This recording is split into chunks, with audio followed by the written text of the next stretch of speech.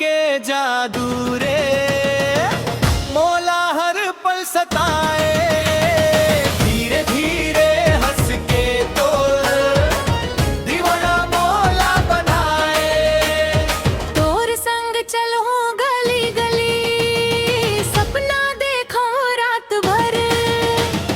दिल के बात ला कहीं नहीं पावा, रहे तो तोर इंतजार कर। तोर मीठा मीठा बोली रे मोर दिल ला बहलाए। धीरे धीरे हंस के तो दीवाना मौला बनाए।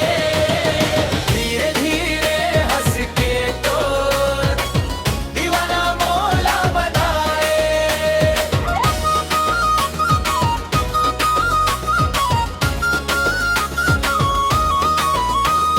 चांदनी रात मन तोर सुरता आँखी में बस जाथे।